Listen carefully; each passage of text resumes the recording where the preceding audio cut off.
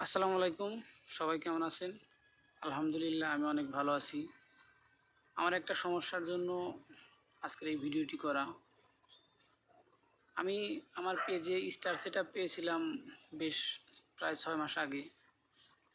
আমি সেটআপটা কমপ্লিট করছিলাম না।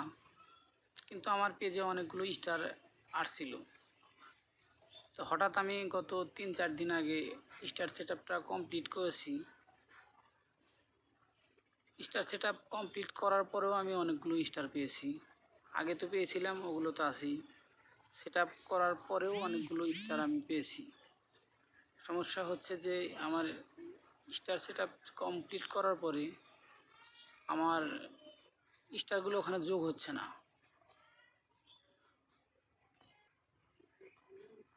যারা এই বিষয়ে জানেন অবশ্যই আমাকে একটু হেল্প করবেন যে সেটআপ কমপ্লিট করার পরেও স্টারগুলো যোগ হচ্ছে না কেন, সমস্যা কী?